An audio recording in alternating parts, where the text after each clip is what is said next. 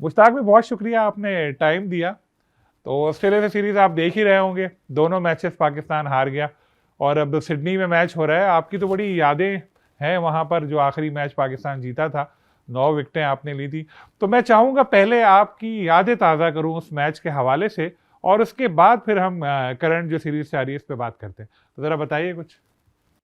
बिस्मिल्लाह रहमान रहीम। पहली बात तो है, ये बड़ी एक मेमोरीज होती है इंसान के लिए एज ए क्रिकेटर कि आपने पाकिस्तान से खेलते हुए, रिप्रेजेंट करते हुए आपने ऑस्ट्रेलिया में मैच जिताया, और जो कि आपको बड़ा मुश्किल होता है वहाँ मैच जीतना।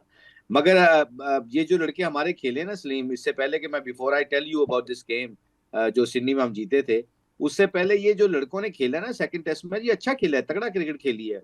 आप इन्होंने ना क्रूशियल सिचुएशन को कैश नहीं किया, बस ये गलती हो गई है। और प्रोफेशनल टीम में जब क्रूशल सिचुएशन को आप निकल जाते हो ना, या छोड़ देते हो चीजें, तो फिर ऑपोजिशन जो होती है ना, ऑस्ट्रेलिया जैसी टीम, फिर वो आपको स्निफ भी नहीं करने देती, वो पास भी नहीं आने देती। तो खैर, सिडनी की आपने बात की है, तो सिडनी में मुझे याद है कि हमारा बिलीव बहुत तगड़ा था। ऑस्ट्रेलिया में जीतने के लिए आपके रिसोर्सेज तो पूरे होने चाहिए, साथ साथ बिलीव बड़ा तगड़ा होना चाहिए। और हमारा ये बिलीव था। वसीम भाई कप्तान थे, हम सारे बैठ के बात करते थे। हमें लगता था कि यार ये 20 विकेट लेना बहुत मुश्किल होता है, इनके बहुत फेंटा लगाते हैं ये हमें।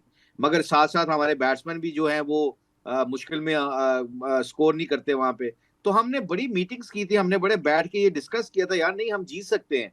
We have to believe this, कि हम ये जीत सकते हैं। अच्छा, सबसे पहले ये बिलीव जो होता है ना, फिर आपका जो टैलेंट या आपकी टीम का कॉम्बिनेशन होता है, फिर उसके ऊपर ना फिर आप बिलीव, वो छोटी छोटी चीजें जो मिलना शुरू हो जाती हैं। तो आई थिंक वो बिलीव था, और उसके बाद अल्लाह का शुक्र है उन दिनों में मेरी फॉर्म अच्छी लगी हुई थी।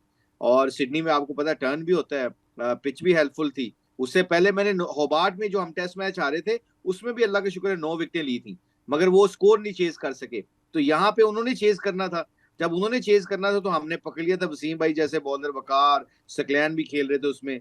तो अल्लाह का शुक्र है सब ने अपना अपना पार्ट किया, और एजाज भाई बहुत अच्छा खेले, इंजी ने बहुत अच्छा खेले।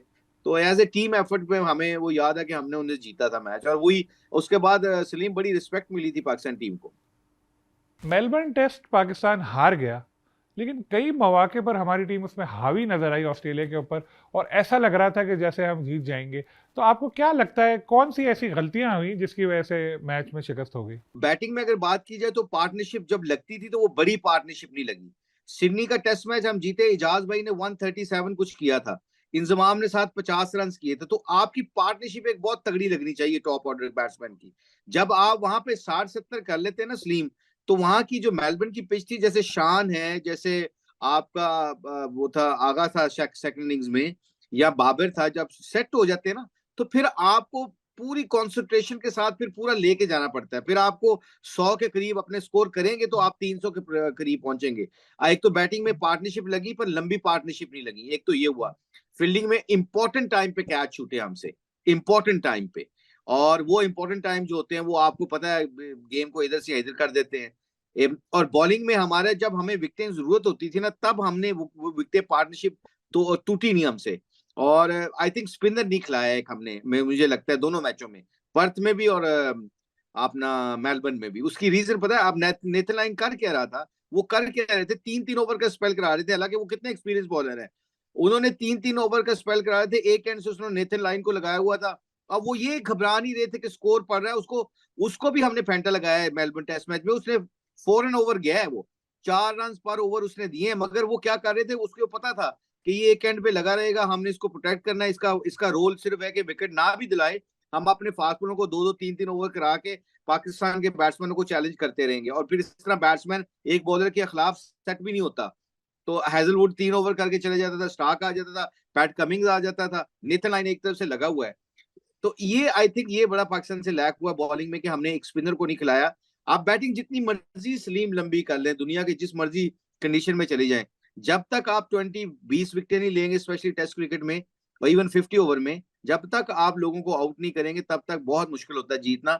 तो आई थिंक लंबी बैटिंग करने की बजाय 6 जेन्युइन बैट्समैन खिलाएं, 7वां विकेट कीपर बैट्समैन हो, और 5 जेन्युइन बॉलर खिलाएं। आप देखिएगा, आप आराम से इंशाल्लाह ताला मैच जीत सकते हैं।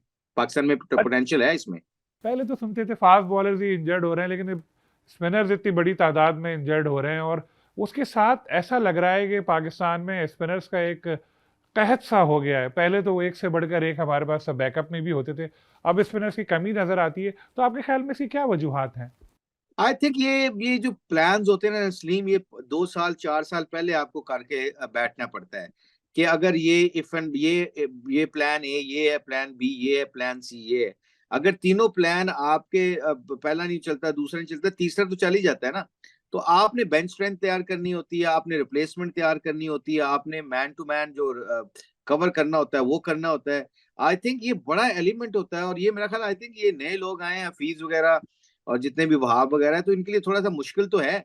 But I think the end of the day देखा जाए तो सिस्टम बनाने के लिए, आपको सिस्टम चलाने के लिए कंसिस्टेंसी चाहिए होती है किसी भी चीज में।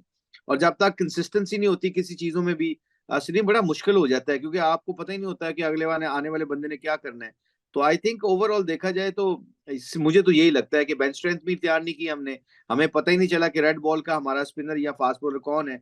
जब तक हम ये कैटेगरी नहीं अपना ये बनाएंगे नहीं, ये अपना कैटेगरीज नहीं बनाएंगे कि यार किसको कौन से फॉर्मेट में ज्यादा खिलाना है, और कौन सा स्पिनर हमारा टेस्ट मैच में चलेगा, 50 ओवर में चलेगा, 2020 में चलेगा।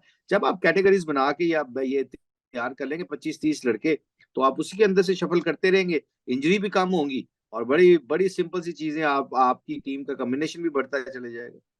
इसके लिए पर एक चीज बड़ी इंपॉर्टेंट है इसके लिए जब आपको ये चीजें तैयार करनी पड़ती है ना, प्लान तैयार करने पड़ते हैं, हार का डर निकालना पड़ता है असली में। हार जो है ना, हार जो होते हैं ना, बंदा जब हार का डर सोचते हैं, तब आप फिर अपने ना चांस नहीं लेते, आप फिर चीजें तैयार नहीं करते, फिर आप कहते हैं जीत जाएं जीत जाएं। वो फिर उसके चक्कर में ना जो जो जो जिताने वाले होते हैं वो भी बेचारे थक जाते हैं।